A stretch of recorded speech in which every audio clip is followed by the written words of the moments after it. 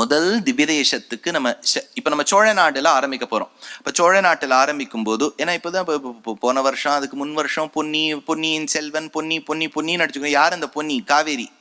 காவேரிக்கு பொன்னின்னு பேர். பொன்னீருக்கு கை அடிவருள பள்ளி கொள்ளும் கருமணியை கோமளத்தைன்னு ஆழ்வார் எடுத்தார். பொன்னின்னு சொன்னா காவேரி. ஏன் பொன்னி காவேரிக்கு பேர்? ஏன்னா சூரியனுடைய கிரணங்கள் அந்த நதியில படும்போது ஒரு சில சமயங்கள்ல it will look as if it was molten gold மாதிரி பளபளன்னு இருக்கும். பொன்னை ஒத்து அந்த ஜலம் இருப்பதால் பொன்னி என்கின்ற பெயரை பெற்றாள் காவேரி. அதனால பொன்னியின் செல்வன், அதனால்தான் நம்ம ராஜராஜ சோழன் பொன்னியின் செல்வன் அப்படின்னா காவேரியின் தவ புதல்வன் அவன்னு சொல்றோம். அப்ப சோழ நாட்டு திவ்யதேசத்திலேருந்து ஆரம்பிக்க போறோம். ஆத்தானா திவ்ய தேசங்களுக்கும் 107வது 108வது திவ்ய தேசத்து எம்பெருமானும் வந்து ராத்திரி ஒரு இடத்துல படுத்துக்கிறாருன்னு வச்சுக்கோ. நீங்க எங்க வேணாலும் போங்க. பல பேருக்கு என்னன்னா, இப்போ டூரிங் ஜாப் இருக்கும்போது ஒரு ஹோட்டல்ல போவா, இங்க லாட்ஜ்ல போவா, அங்க படுத்துப்பா இங்க படுத்துப்பா. பல பேருக்கு எங்க வச்சாலும் தூக்கம் வந்துடும். இப்போ உபன்யாசத்துல உட்காந்து வச்சாலும் தூக்கம் வந்துடும். அது நானும் ஒண்ணு தப்பாவே எடுத்துக்கிறது இல்லை. இப்ப என்னன்னா உட்காந்து வச்சா தூக்கம் வந்துடும். பல பேருக்கு என்னன்னா அவா தலகாணியில படுத்துட்டாதான் தூக்கம் வரும். அதனால போகும்போது அந்த தலகாணியை சேர்த்து எடுத்துன்னு போயிடுவா. ஏன்னா அந்த மாதிரி அத்தான திவ்யதேசத்து எம்பெருமானும் இரவு ஆகிவிட்டால், ராத்திரி ஒரு 10 மணி ஆறுதுன்னு வச்சுங்க, they will immediately inform, okay we are reaching you swiftly fastly. இவர் ஆத்தான திவ்யதேசத்து எம்பெருமானும் ராத்திரி 12 மணிக்கு ஸ்ரீரங்கத்துல வந்து படுத்து போகலாம். ஆண்டாள் எடுக்கிறா நாச்சியார் திருமொழியில, எத்தனை நாள் திருப்பதி எம்பெருமான் கூட மலையிலேருந்து இறங்கி அப்படி இப்படி இறங்கி பக்கத்துல தான் இருக்கார். அப்படி இப்படி தாண்டி இப்படி வந்து இங்க ஸ்ரீரங்கத்துல வந்து படுத்துனுட்டு திரும்பி கார்த்தால போயிடுவார். என்ன திருப்பதி பெருமாள் வருது போறதுக்குள்ளே நாழி ஆயிடும். அது அவ்வளவுதான் வித்தியாசம். அவர் ஒன்றும் படுத்துக்கிறதுக்கெல்லாம் நாழியே கிடைக்காது. அப்படி அதுக்குள்ள அங்க உத்திஷ்ட கோவிந்த உத்திஷ்ட கருடத்வஜ அப்படின்னு உடனே அவர் அங்க போக வேணும். ரொம்ப உழைக்கிறார். கடன் வாங்கினா அவ்வளவு உழைக்க வேண்டியதுதான். அதனால இந்த திவ்யதேசத்துக்கு என்ன பெருமைன்னா, அத்தான திவ்யதேசத்து எம்பெருமானும் இந்த திவ்யதேசத்துல வந்து சயனிக்க கூடிய இடம். பூலோகத்தில் இருந்தும் இல்லாத ஒரு திவ்யதேசம். இதுக்கு திரிபாத் விபூதி என்று பெயர். அதாவது பூமி மேலதான் இருக்கு, ஆனா பூமி சம்பந்தம் இல்லையா. எப்படி? It should be cut off. எப்பவுமே சொல்லுவா பாருங்க, கட் ஆஃப் பண்ணிடுன்னு. அதனால்தான் அதுக்கு திருச்சிராப்பள்ளியோடையும் பிக்ஷாண்டார் கோவிலோடையும் சம்பந்தமே இல்லை. இது ஃப்ரெஷ் வாட்டர்ஸ்ங்கிற காவேரி என்கின்ற பொன்னித்தாய் வந்து பிரவகிக்கக்கூடிய அந்த நதி ஜலத்தில் ஏற்படுத்தப்பட்ட ஒரு தீவு. This is an island. அதனால லீலா விபூதி என்கின்ற பூலோகத்தை காட்டிலும் அப்பாற்பட்டு இருக்கக்கூடிய திரிபாத் விபூதி. அதனால்தான் சப்த பிராகார மத்தியே சரசிஜ முகுளோத்பாசமானே விமானே காவேரி மத்தியதேசே மிருதுதர பணிராட் போகபரியங்க பாகே நித்ராமுத்ரா விராம கட்டினிகடசிர பார்ஷ்வ விநியஸ்த ஹஸ்தம் பத்மா தாத்ரி கராபியாம் பரிச்சித சரணம் ரங்கராஜம் பஜேஹம்ங்கிற முதல் திவ்யதேசம் ஸ்ரீரங்கம் என்கின்றது சம்பிரதாயத்தில் பெரியோர்கள் சொல்லுவது, அதுக்கு பேரே சொல்லக்கூடாதான், கோயில். இப்ப நமக்கு என்னன்னா, இப்போ வார்த்தாலாபத்துல என்னன்னா நம்ம சொல்லுவோம் கோயில் போயிட்டு வந்தேன் அப்படின்னா, ஏதோ பக்கத்துல இருக்க கோயில் போயிட்டு வந்தேன் அப்படி சொல்லக்கூடாதான். மைனஸ் மார்க், நெகட்டிவ் மார்க்கிங் வந்துடும். என்ட்ரன்ஸ் எக்ஸாம்லாம் போனேன்னு வச்சுக்கோ, கொஸ்டின் பேப்பர் லீக் ஆகாத ஒரு என்ட்ரன்ஸ் எக்ஸாம் போறேன்னு வச்சுக்கோ. அப்ப என்னன்னா அப்படி போயிட்டு நெகட்டிவ் மார்க் வந்துடும். அதனால கோயில்னு சொன்னா வேற எந்த கோயிலும் இல்லை, ஸ்ரீரங்கம் தான். சுவாமி எங்காவது பக்கத்துல ஆஞ்சநேயர் கோவில்னு சொல்லுங்க. சும்மா கோயில்னு சொன்னா அது வேற எதையும் குறிக்காது, ஸ்ரீரங்கத்தை மட்டுமே குறிக்கும். அப்பேற்பட்ட எம்பெருமான் பெரிய பெருமாள், ஆச்சரியமான திருமேனி. அந்த கோவிலை பத்தி சொல்லணும்னா அது ஒவ்வொரு அத்தான ஆழ்வார்களும் பாடியிருக்கா. என்ன ஒரு பெருமை தெரியுமோ? சில விதேசங்கள்லாம் நான் சொன்னேன், கோழியும் கூடலும் கொண்ட பாவம் அந்த எம்பெருமான். ஒரு பாசுரம் கூட கிடையாது அவருக்கு. அந்த பாசுரத்திலே ஒரு குட்டி பிட்டு கோழியும், அவ்வளவுதான். அவர் 108ல வந்துட்டார். திருப்பதி ஸ்ரீரங்கத்து எம்பெருமானுக்கு அப்படி இல்லை, 247 பாசுரங்கள் ஆத்தான ஆழ்வார்களும் பாடியிருக்கா. திருப்பதி பெருமாள் ரொம்ப பணக்காரர், ஆனா ஒரே விதத்துல ஏழை. ஒரு ஆழ்வார் மட்டும் பாடல. ஒரே ஒரு ஆழ்வார், தொண்டரடி பொடி ஆழ்வார் மட்டும் பாடமாட்டேன்னு விட்டார். உடனே ஒரு ஜேர்னலிஸ்ட் யாரோ போய் கேட்டிருக்கார், ஏன் சுவாமி திருப்பதி பெருமாளையே நீங்க பாட மாட்டேள்? அப்போ ஒருத்தர், இது சம்பிரதாயத்துல வேடிக்கையா சொல்வா, ரங்கனை பாடிய வாயால் மற்றொரு குரக்கனை பாடோம். ஏன்னா அங்க மந்திபாய் வட வெங்கட மாமலை இல்லையா, நிறைய குரங்குகள்லாம் வந்து மொய்க்குமா திருப்பதிய. இந்த அரங்கனை பாடியவாய் ஒரு குரக்கனை பாடுமோ, ரங்கநாதரை பாடியவாய் இன்னொத்தரை பாடாதுன்னு தொண்டரடி பொடி ஆழ்வார் ஷீட் எழுதி கொடுத்துட்டார். அதனால அத்தனை ஆழ்வார்களும் ஸ்ரீரங்கத்தை பாடியிருக்கா. தொண்டரடி பொடியாழ்வாரை தவிர்த்து அத்தனை ஆழ்வார்களும் திருப்பதியை பாடியிருக்கா. அப்படின்னா ஸ்ரீரங்கத்துக்கு அப்பேற்பட்ட பெருமை. இந்த திவ்யதேசத்துல ஒரு ஸ்லோகத்தை சுவாமி தேசிகன் எடுக்கிறார். சந்திரோல்லாச பிரதித யசஸ சம்பதம் புஷ்கரிணியாக அப்படின்னு பெருமாள் வருவதற்கு பூர்வமே புஷ்கரிணி ஏற்பட்ட திவ்யதேசம் ஸ்ரீரங்கம். ஞாபகம் வச்சுங்கோ. என்னென்ன சின்ன சின்ன கதையாபா அந்த ஸ்தல புராணத்துல சொல்லியிருக்கா. நான் டக்கு டக்கு டக்கு டக்குன்னு சொல்லிகிட்டே வரேன், ஏன்னா இது ரொம்ப டீட்டெயிலா போக முடியாது. தக்ஷ பிரஜாபதினு ஒருத்தர் இருந்தார். அந்த தக்ஷ பிரஜாபதிக்கு நட்சத்திரங்கள்லாம் தான் பொண்ணு. To every father his daughter is the star. Interestingly for him the stars were is daughters. அத்தனை நட்சத்திரங்களும் இப்போ ஏன்னா இன்னைக்கு பிதா தினம் தானே இன்னைக்கு, அதனால பிதா தினம், அதனால தக்ஷ பிரஜாபதி பற்றி சொல்லலாம். அவருக்கு என்னன்னா அவர் அத்தனை நட்சத்திரங்களும் பொண்ணும், அத்தனையும் சந்திரன் கல்யாணம் பண்ணி வச்சுட்டார். சந்திரன் என்ன பண்ணுவார், எல்லா மாலுக்கு அங்கே இங்கே எங்கேயாவது போகும்போதோ அது வெறும் ரோஹிணியை மட்டும்தான் கூட்டின்னு போவார். பாக்கி எல்லாம் இந்த உத்தரட்டாதி பூரட்டாதி அதெல்லாம் போய் அப்பா கிட்ட சொல்லிவிடுத்து எங்கேயுமே கூட்டின்னு போக மாட்டேங்கிறாருன்னு. அப்போ மாமனார் அட்வைஸ் பண்ணி பார்த்தார் மாப்பிள்ளைக்கு. இதை பார்ப்பா அத்தனை நட்சத்திரங்களும் ஒரு நாள் ஒரு நட்சத்திரம், ஃபீனிக்ஸ் கூட்டின்னு போ, இங்கே எஸ்கேப் கூட்டின்னு போ, அங்கே எங்கே கூட்டின்னு போ, எல்லாத்தையும் கூட்டின்னு போ. இல்லை ஓன்னு வந்து அழறதே. சந்திரன் இல்லை ரோஹிணி ஒன்லி லைக் அப்படின்ட்டார். எப்படி நீ உன்னுடைய அழகின் மிதப்பால் இப்படி பேசுகின்றா, க்ஷயரோகம் வர கடவுதுன்னு ஒரு சாபம் கொடுத்துட்டார். க்ஷயம்னா குறைஞ்சுட்டே வரும். அதனால்தான் சந்திரன் வந்து தேயும் வளரும், வேக்சிங் வேனிங் ஆச்சு. அப்ப சந்திரன் பார்த்தார், அவருக்கு எப்பவுமே மூஞ்சி கிளியரா இருக்கும், ஆக்னிலாம் இருக்கவே இருக்கார். அதெல்லாம் பார்த்தார், கொஞ்சம் இந்த களங்கம் எல்லாம் வந்துடுத்து. உடனே பெருமாள் கிட்ட பிரார்த்தனை பண்ணார், எனக்கு இந்த க்ஷயரோகம் போக வேண்டும், நல்ல ஸ்கின் பளபளான்னு இருக்கணும், அப்படின்னா உன்னுடைய கிரணங்கள் ஒரு குளத்தில் பட வேண்டும் சந்திரா.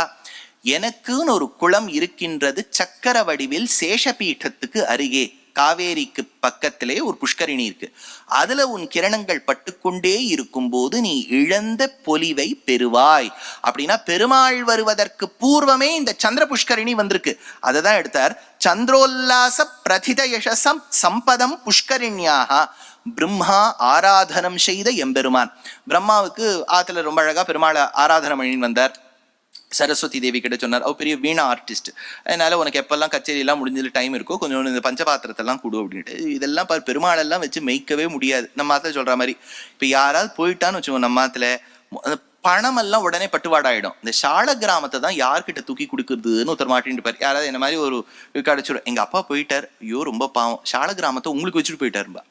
ஏன் வீடை வச்சுட்டு போயிருக்கூடாதோ, அதனால சால கிராமத்தை வச்சுட்டு போயிருக்காருங்கிற மாதிரி பிரம்மா ஆராதனம் பண்ண விக்கிரகத்தை உத்தரப்பிரதேசத்துல அப்போது ஆண்டு வந்த ராஜா இக்ஷ்வாகுங்கிற ராஜாவுக்கு அந்த பெருமாளை எழுந்தருள பண்ண, அந்த இக்ஷ்வாகு ஆராதனம் செய்து கொண்டு வந்த திவ்யமங்கல விக்கிரகத்தை அப்படியே தொடர்ச்சியா வருது. மூலவரும் வரார், உற்சவரும் வரார். மூலமூர்த்தி சயன கோலத்தில் இருக்கக்கூடிய மூர்த்தி. அவருக்கு அப்ப ரங்கநாதன் பேர் கிடையாது. ராமாயணத்தில் 2 பேர் சொல்லப்பட்டிருக்கு, நாராயணன், ஜெகநாதன். ஆராதய ஜெகநாதம் இக்ஷ்வாகு குல தெய்வத்தம். இக்ஷ்வாகு குலத்துக்கு குலதனமாய் இருக்கக்கூடியவன் ஜெகநாதன். சகபத்னியா விஷாலாக்ஷ்யாம் நாராயணம் உபாகமத்து. நாராயணன் என்கின்ற பெயரை கொண்ட, ஜெகநாதன் என்கின்ற பெயரை கொண்ட சயன கோலத்தில் இருக்கக்கூடிய பெருமானும் நின்ற கோலத்தில் இருக்கக்கூடிய உற்சவரும் முதல்ல Ayodhya main road, Ayodhya cross street அயோத்தியால இருந்தா. இந்த ஆராதனம் பண்ணி முடிச்சு உத்தரகாண்டம் கிட்ட வரும்போது யுத்த காண்டம் எல்லாம் முடிஞ்ச உடனே எல்லாரும் வரா, ராமருடைய பட்டாபிஷேகத்துக்கு அயோத்தியாவுக்கு வரா. அப்போ விபீஷணனும் வரான். ஏன்னா விபீஷணன் ஏற்கனவே இப்போ CAA எல்லாம் அப்ளை ஆயிடுத்து. அதனால வந்து ஸ்ரீலங்காலேருந்து வந்து குடியரசு இதெல்லாம் வாங்கிட்டு அவர் வேற அயோத்தியாவுக்கு வந்தார். அயோத்தியாவில் வந்த உடனே அவருக்கெல்லாம் ஊரெல்லாம் சுற்றி காமிச்சா, அப் கியா खरीदना चाहते हो, ஏன்னா ஃபாரின் டெலிகேட் இல்லையா, அவர் என்ன சொல்லிட்டார், உங்க கோவிலையே எனக்கு கொடுத்துருன்னு விட்டார். அப்புறம் எல்லாரும் ப்ரொடெஸ்ட் பண்ணா, ஹம் நஹீ தே சக்தே ஹே, கியா சோச் ரே ஹே ஆப் அப்படின்னு அவ ஹிந்தியில பேசியிருக்கா. அதனால அப்படி பேசின உடனே அவர் சொல்லிட்டார், இல்ல எனக்கு இந்த பெருமாள் வேணும்னு சொன்ன உடனே ராமர் சொன்னார், அர்த்திதார்த்த பரிதான தீட்சிதன், அடியவர்கள் என்ன கேட்கறாலோ கொடுத்துருவேன், கோவில் தானே வேணும் எடுத்துன்னு போட்டார். இப்போ கோவில் இப்பெல்லாம் மழை ரொம்ப வந்துடுத்துன்னு வச்சுக்கோ, இப்பெல்லாம் என்ன பண்றான்னா அந்த சிவில் இன்ஜினியர் ஆர்கிடெக்ட் எல்லாம் கூட்டு 6 அடிக்கு வீட்டை வசத்திடுறா, வீட்டை நகர்த்திடுறா.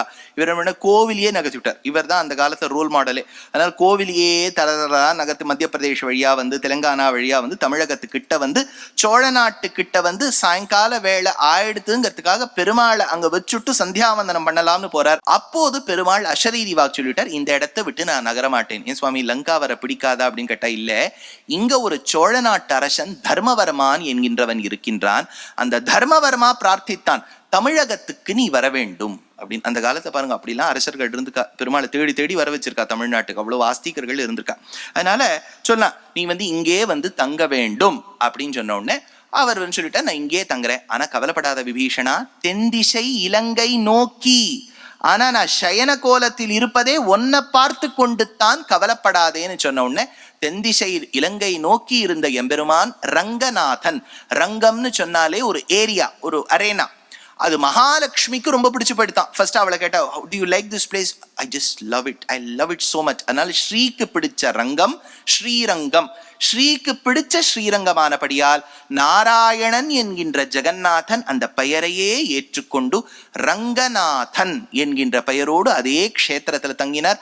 அத்தனை ஆழ்வார்கள், முதலாழ்வார்கள் பாடுறா, எப்போ முதலாழ்வார்கள் பார்த்தான்னு கேட்டா, கருவரங்கத்துள் கிடந்தேன் கை தொழுதேன் கண்டேன் திருவரங்கன் மேயான் திசை. நான் பூமியில் பிறந்து எங்க அப்பா அம்மா LFCல என்ன கூட்டுன்னு போகும்போது நான் பார்க்கல, எங்க அம்மாவுடைய கர்ப்ப காலத்தில் ஆம்னயானிக் சாக்ல நான் அடங்கி இருக்கும் போதே இந்த பெருமாளை பார்த்துட்டேன். கருவரங்கத்துள் கிடந்தேன் கை தொழுதேன் கண்டேன், எத? திருவரங்கன் மேயான் திசை, திருவரங்கத்து எம்பெருமானை அங்கே பார்த்தேன். திருமழிசை பிரான் எடுக்கிறார், கொண்டை கொண்ட கோதை மீது தேனுலாவு கூனி கூன் உண்டை கொண்ட அரங்க ஒட்டி உள்மகிழ்ந்த நாதனூர்.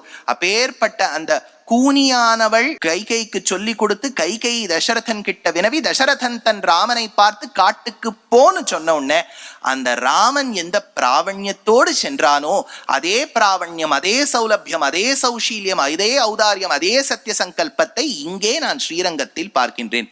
திருமழிசை பிரான் ஆண்டாள் எடுக்கிறா, இந்த பெருமாளுக்கு குழலழகர், வாயழகர், எல்லாமே இவர் கழகான். நாபிய பார்த்தா தேசிகன் எடுத்தார், நாளிகேன ஸ்புரிதரஜசா வேதசோ நிர்மிமானா ரம்யாவர்த்த துதி சகச்சரியும் ரங்கநாதஸ்ய நாபிகி.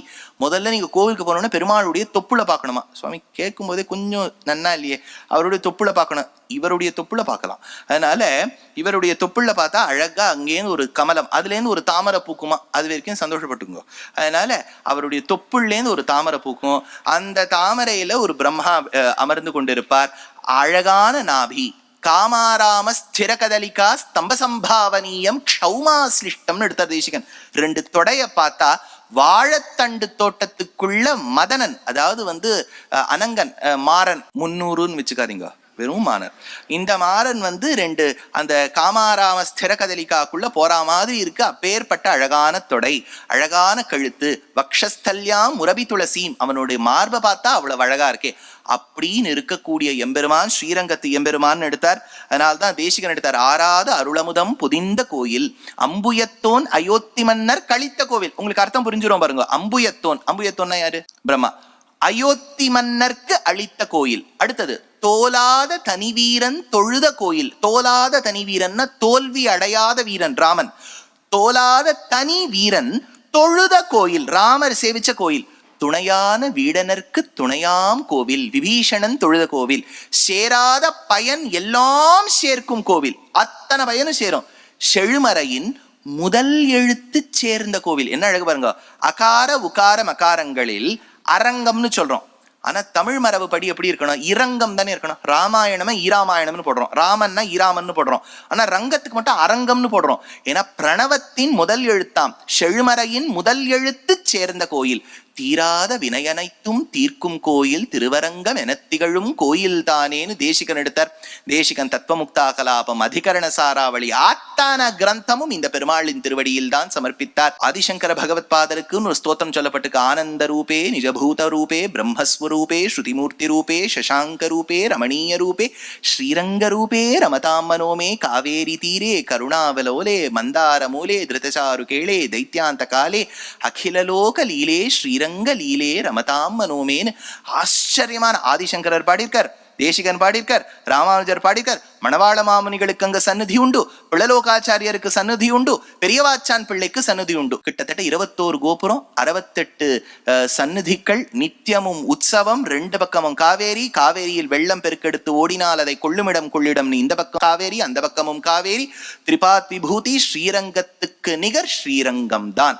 ஸ்ரீரங்கத்துக்கு இன்னொரு ஈக்குவல் சொல்லவே முடியாது. அந்த இடத்துல இருக்கணும்னா இருக்கணும், ஜாகிரதையா இருக்கணும். ஏன்னா தேசிகன் சொன்னார், ஸ்ரீரங்கத்துல இருந்தா ஸ்ரீரங்கவாசிகளை பார்த்து கொஞ்சம் பயந்துண்டே இரு, யார் யார் என்னென்ன பேசுவான்னு தெரியாது. தேசிகன் எடுத்துக்க குப்பியச்சோழி வச்சன குட்டிலைஹி குந்தலைஹி சிஷ்டமூலே, அதுவும் அந்த திவ்யதேசத்துல இருக்கக்கூடிய தாய்மார்கள் கிட்ட ஜாகிரதையா நடந்து, நான் சொல்லல, அவர் சொல்லியிருக்கார்.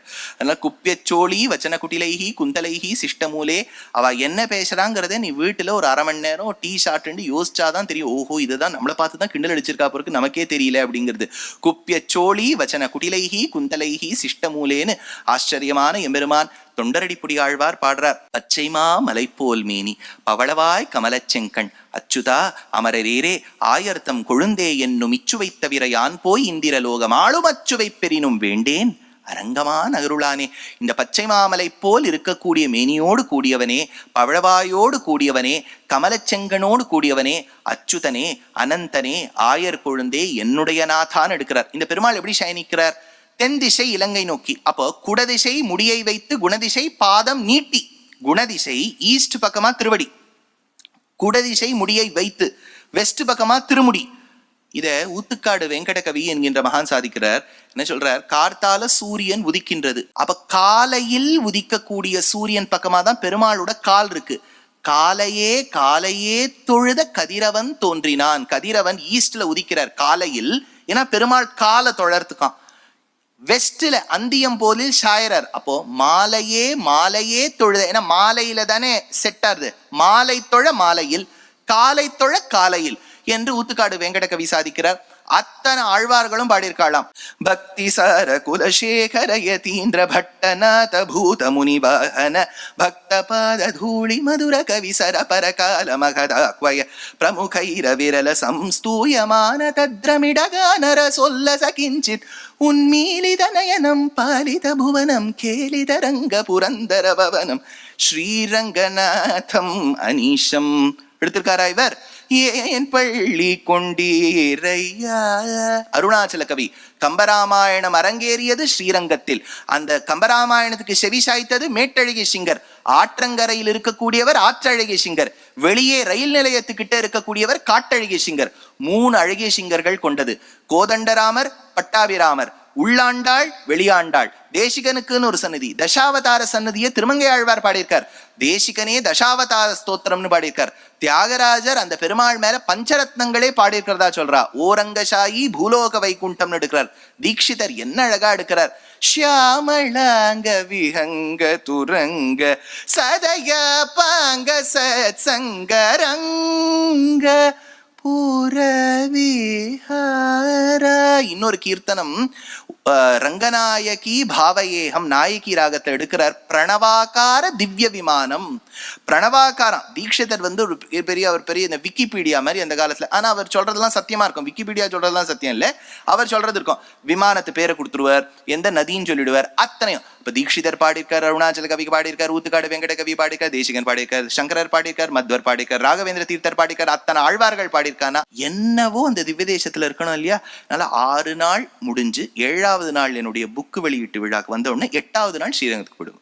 இவன் என்ன சொன்ன வேகத்துல என்ன பல பேருக்கு உடனே எந்தூ இன்னைக்கு ராத்திரியே கிளம்பி போயிடுவா, அப்புறம் யார் நாளைக்கு வருவா. அதனால இன்னும் 7 நாள் முடிச்சுட்டு போங்க. அதனால இது ஸ்ரீரங்கத்துக்கு உண்டான பெருமை.